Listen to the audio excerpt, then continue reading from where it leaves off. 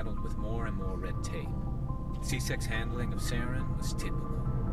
I just couldn't take it anymore. I hate leaving.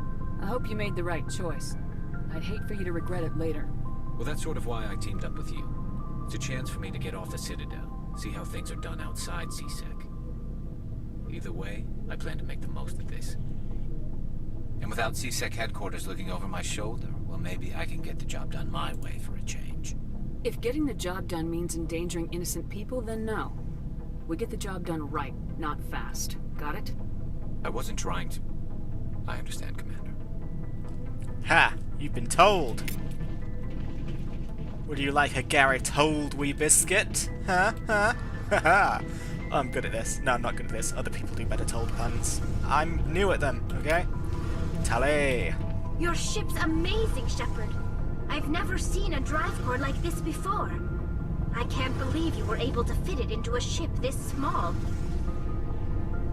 I'm starting to understand why you humans have been so successful.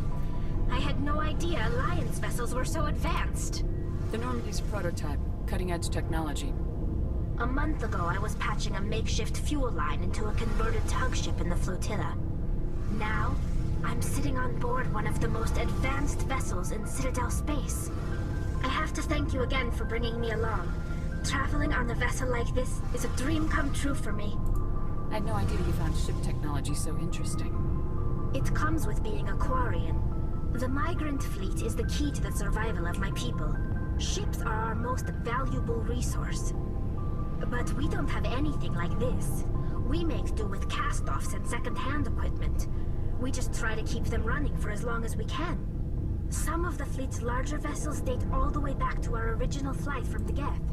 I can't believe your fleet's still using ships that are 3 centuries old. They're constantly being repaired, modified, and refitted. They aren't pretty, but they work. Mostly. We've tried to make ourselves as independent as possible on the flotilla. Grow our own food, mine, and process our own fuel. But some things we just can't make on our own. A patch to maintain the hull integrity requires raw materials we just don't have. That's why our pilgrimages are so important. Tell me about your people. Our lives aren't easy. Resources are scarce, and we are constantly on the move. Everything we do must in some way contribute to the continuation of the migrant fleet. There are 17 million Quarians in the flotilla, and each of us relies on the others for survival. The bonds among my people are strong. Unfortunately, we have had to surrender many of the freedoms and civil liberties other species take for granted. What kind of freedoms? Well, it's illegal for parents to have more than one child. If our population grows too much, it would strain our resources to their breaking point. Of course, we also can't allow our numbers to become too few. If our population is in decline, the rule against single births is temporarily repealed. In extreme cases of population decline, incentives are even offered to encourage multiple births, though the Conclave hasn't had to take such measures in nearly a century. That's your government. The Conclave is our civilian branch of government. Each ship can elect a representative to serve on the Conclave and make decisions that affect the fleet as a whole. On matters that affect an individual ship, however, the captain has the final say. It's a tradition that dates back to the early days, when the fleet was governed by martial law. Fortunately, most captains nowadays are smart enough to have an elected council from their crew to give them advice and guidance. So the ultimate power rests with elected officials? In practice, the Conclave and the respective council for each ship tend to set the rules that govern our daily lives. But in theory, we are still under military jurisdiction. The 5 top-ranking military officials in the fleet serve on the Admiralty Board. These 5 have the power to overrule any decision by the Conclave in case of emergency. To do so requires unanimous agreement among the Admiralty, and they can only do this once. After that, the entire board must resign their posts. It's a safeguard that served us well. In nearly 3 centuries, the Admiralty Board has only overruled the Conclave 4 times. I want to know more about the Geth. I doubt I can tell you anything you don't already know. It's been almost 3 centuries since they drove my people into exile. All I know is the story of their origins. What they were when we created them, and how they turned on us. Interesting. The Geth were originally created to serve as an automated manual labor force. Initially, their intelligence was as limited as any VI. Over time, we made small modifications to their programming to allow them to perform more varied and complex tasks, bringing them closer and closer to true AI status. How come the Council didn't step in and stop you? This wasn't true AI research. We may have been skirting the bounds of the law, but we never did anything that was actually illegal. The changes were so insignificant, so gradual, that we were able to control them. Or so we thought. But one thing we underestimated was the power of the neural network. 1 million Geth thinking simultaneously created an inherently unstable matrix. So the Geth share brain power? Many of the Geth's logic systems were designed to work in concert with other nearby Geth. Basically, the more of them you have in the group, the smarter they are. So there's some sort of group consciousness? No, nothing like that. They cannot share sensory data or information. Their programming cannot handle that much simultaneous input. Each Geth maintains an individual awareness and identity. The neural network only operates on a process-based level. It's basically the synthetic equivalent of a subconscious. But when they're in close proximity, they can coordinate low-level functional processes, freeing up more capacity for original or independent thought. That doesn't make any sense. I'm probably oversimplifying. The Geth are incredibly advanced and complex creations. All you need to know is that they get smarter when they gather in large numbers. As we built more and more Geth, their effective intelligence became more sophisticated, more abstract.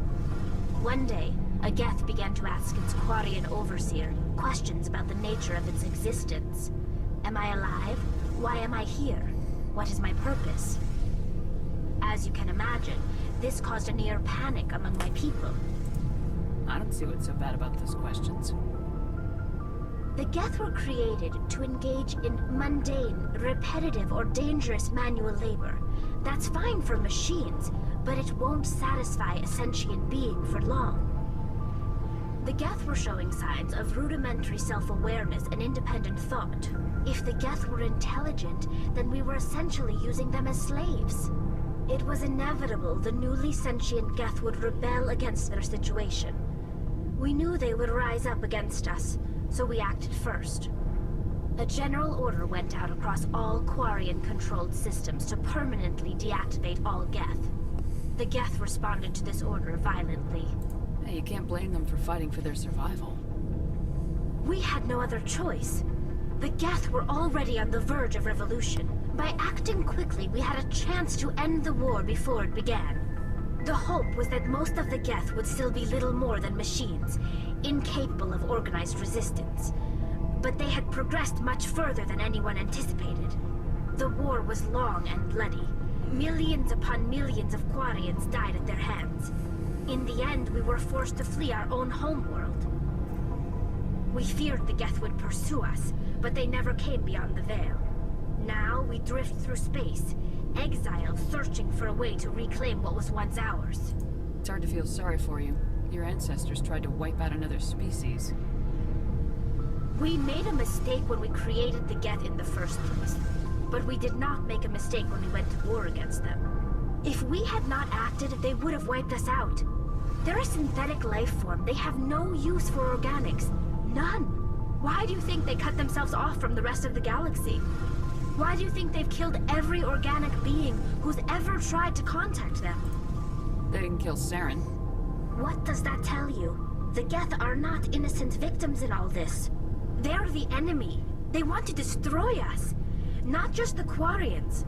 All organic life. That's why they've joined up with Saren. And that's why we have to stop him. I want to know more about the pilgrimage. When my people reach maturity, We leave our birth ships and seek acceptance with a new crew. It's necessary to maintain genetic diversity among the fleet. But no ship wants to accept someone who will be a burden on them. So, to prove our worth, we embark on a pilgrimage. We set out alone, leaving the flotilla and our families behind us. We only return once we have found something of value we can bring back to the fleet. This is presented as a gift to the captain of the respective ship we wish to join. If the gift is accepted, we are welcomed into the crew. Can a captain choose to reject the gift? That doesn't happen often. Most captains are eager to increase the size of their crew. It increases their own standing in our society. Even when the gift is not particularly valuable, the captain usually accepts it out of a sense of tradition. However, there is a stigma to presenting a substandard gift. It's not the best way to make a good impression on a new community. Most pilgrims don't return until they find something worthwhile. I can't believe they just send you off alone. It's not like they just cast us out.